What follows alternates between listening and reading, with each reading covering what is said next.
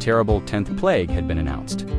But before that night arrived, God spoke to Moses and Aaron with instructions unlike any he had given before.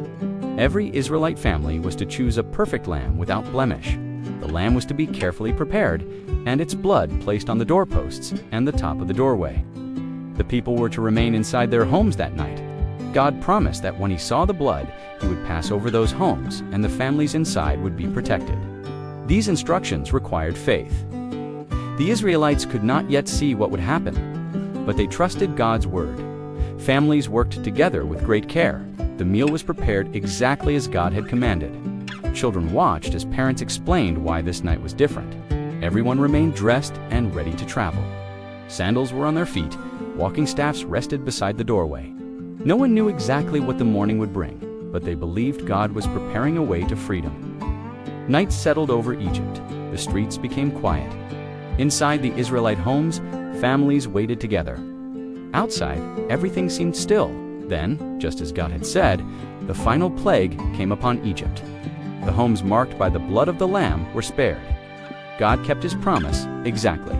The Israelites remained safe beneath his protection. Before sunrise, Pharaoh called for Moses and Aaron. His voice was filled with sorrow. At last he spoke the words Moses had waited years to hear. "Rise, go out from among my people." The Israelites were finally free. After centuries of slavery, the chains of Egypt were broken. God had done exactly what he promised. Word spread quickly throughout Goshen. Families gathered their belongings. Children held tightly to their parents. Neighbors helped one another. The people left in orderly groups, carrying everything they owned. What had once seemed impossible was now becoming reality. Every step carried them farther from slavery and closer to the future God had prepared. Before leaving, the Egyptians willingly gave the Israelites silver, gold, and clothing. The people who had once been slaves departed with valuable gifts. God was providing for his people as they began a new chapter. God instructed Moses that the Passover should never be forgotten. Generation after generation would remember the night God rescued his people. Parents would tell the story to their children. Children would tell it to theirs. God's faithfulness would become part of Israel's history forever.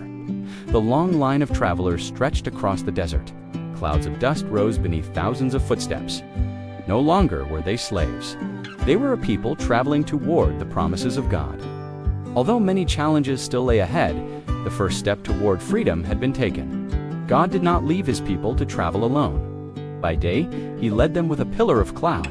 By night, he guided them with a pillar of fire. Every step reminded Israel that God was with them. They were no longer following Pharaoh, they were following the Lord. The people looked back one final time. Egypt was behind them. Freedom was before them. The journey would not always be easy. There would be challenges, doubts, and moments of fear.